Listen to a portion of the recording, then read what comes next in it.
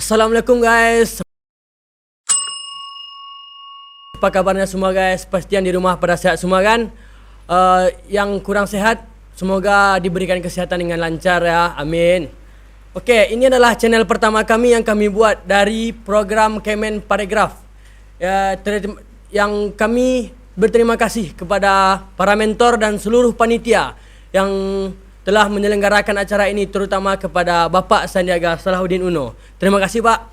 Oke, pengalaman saya selama di pondok itu banyak sekali.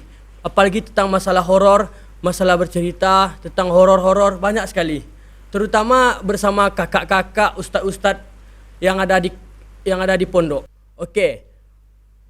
Kawan-kawan sekalian, di sini saya akan menceritakan tentang pondok saya yang sedikit angker gitu ya. Bukan angker, tapi horor.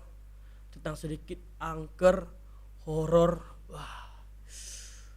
Saya pun menceritakannya takut kepada kawan-kawan sekalian, tapi ini adalah kenangan yang saya ingat sewaktu saya di pondok. Salah satu pengalaman yang selalu tersimpan dan teringat di kepala saya waktu saya mondok ialah, tak kalah mondok di pesantren ialah cerita horornya. Saya yang lugu dengan keadaan sekitar selalu bertanya-tanya kepada kawan abang dan kawan-kawan sekalian. Begitu banyak cerita yang didapatkan dari kakak-kakak kelas, dari ustadz-ustadz, bahkan dari abang-abang kelas yang tidak asli dari pondok tersebut. Mendengar semua itu dengan lugu saya bertanya kepada hati saya, masa pesantren yang dikenal dengan syar'inya masih ada juga kejadian-kejadian seperti itu? Tanyaku pada diriku dengan heran. Yaitu udah banyak pengalaman yang saya dapatkan selama di pondok. Pengalaman pendidikan, pengalaman perlombaan, pengalaman berteman dan lain sebagainya. Wah, tapi hal yang paling saya ingat itu adalah hal-hal mistis selama di pondok ini. Saya takut ya, tapi juga seru waktu menceritakannya kepada yang lain. Aduh, panas. Bayangkan kawan-kawan, bagaimana seramnya. Dari sekian banyak cerita yang saya dapatkan, pada akhirnya saya merasakan hal horor tersebut.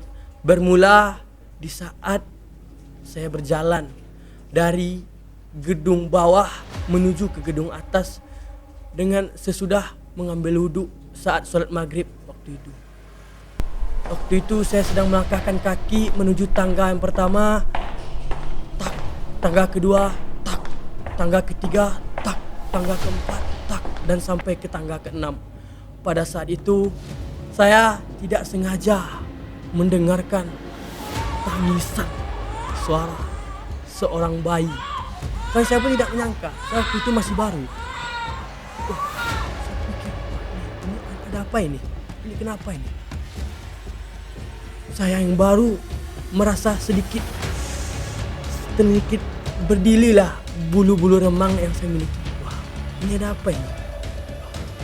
Dan saya pun mencoba untuk menenangkan diri, berpikir jernih, berpikir jernih. Dan saya tidak bisa mendustai kaki saya lagi. Akhirnya saya pun lari sekencang mungkin menuju kamar. Akhirnya saya ambil selimut, saya tarik selimut, dan malam itu adalah malam yang susah sekali saya tidur. Malam itu saya tidak bisa tidur, hampir sampai 2 malam saya tidak bisa tidur. Cerita horor itu, cerita mistis tidak dimulai dari sana saja, tapi dimulai saat saya dan teman saya mau membuang hajat. Saat itu kami sedang asik bercerita, asik ngobrol. Dengan asiknya kami karena kami telah akrab. Lanjut cerita, kami pun berjalan menuju WC yang berada di ujung gedung pelajaran. Akhirnya kami pun masuk ke dalam WC tersebut. Saya memilih WC tempat membuang hajat karena waktu itu sedang sakit perut. Dan teman saya memilih WC yang kosong untuk membuang hajatnya. Setelah masuk, tidak berselang lama, ada terdengar suara yang aneh. Itu sangat jelas suaranya. Jelas sekali suara. Tuk, tuk, tuk, seperti suara orang PBB, orang pelatihan baris berbaris. Siap gerak, tapi dengan hanya hentakan kaki. Tak, tak, tak, itu sangat kompak. Kalau ada hantu memang keren tuh. Dengan kompak, tak, tak, tak. Tidak begitu lama suara itu hilang dan terdengarlah suara anak kecil yang sedang bermain kelereng. Plung plung plung plung plung plung. Berbunyi kelereng plung plung plung. Dan akhirnya saya dengan kurang percaya diri, saya pun keluar dari WC. Begitupun dengan teman saya tadi. Dia pun keluar dari WC dan mendengar hal yang sama seperti apa yang saya rasakan, teman-teman. Yang saya rasakan tersebut, akhirnya saya mulai berjalan sedikit demi sedikit, dan akhirnya karena saya sedikit takut dengan hal-hal tersebut, akhirnya kami lari lagi sekencang-kencang mungkin menuju asrama, dan sampailah kami di simpang pemasukan untuk asrama. Setelah sampai di asrama, ada seorang teman yang ingin menuju ke WC tersebut juga karena mau buang hajat pada malam itu. Waktu itu kami bertanya, "Akhi, ila aina anta?" Yang artinya, "Akhi, kamu kemana?" "Ana sa'azabu ila hammam." Saya mau ke WC, jawabannya. Tapi apakah mau kami temani atau tidak? Tidak usah. Ana binafsi faqat. Lalu dia pun berjalan sendiri menuju WC tersebut, dan tidak berapa lama dia pun teriak kuat-kuat, membuat sampai kami pun terkejut, dan mudabir munazomah kami pun terbangun olehnya. Wah, dia teriak, akhirnya dia lari sekecang-kecang mungkin ke simpang asrama tadi dan menceritakan, "Wih, ana anzuru min kazalik hadisan." Saya nampak tadi yang seperti itu. Selalu saya bertanya, seperti apa? Yang tangan bergelantungan dengan seperti sarung, tapi langsung hilang. Wah, dia pun langsung lari dan kami pun langsung masuk ke dalam asrama masing-masing. Waktu itu ditunjuklah kami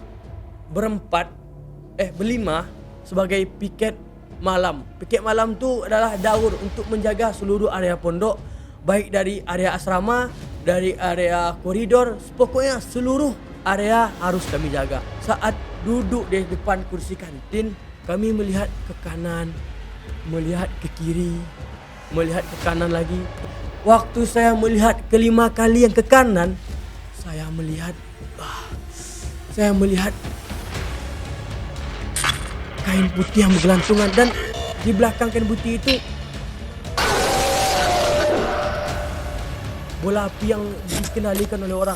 Dan saya mengingat kepada kawan-kawan saya, akhirnya kami pergi ke kamar, dan malam itu juga karena udah terbiasa, udah banyak cerita, kami akhirnya mulai perlahan bisa sedikit mulai tidur karena sudah terbiasa.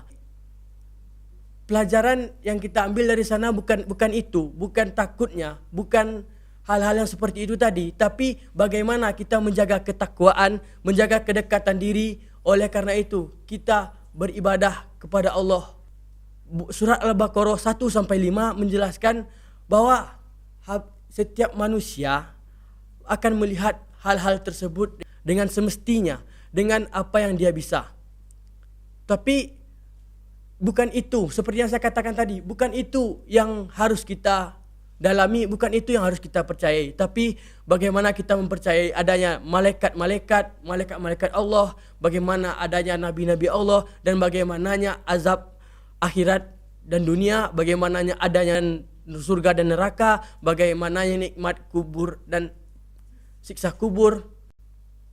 Jadi kawan-kawan, jangan percaya dengan hal-hal seperti itu, tapi kita harus percaya kepada yang satu, yakni Allah Subhanahu wa taala. Mungkin yang ini dapat kami sampaikan saat ini. Jangan lupa like and comment dan tekan loncengnya. Mungkin hanya ini dapat saya sampaikan. See you next time. Wassalamualaikum warahmatullahi wabarakatuh.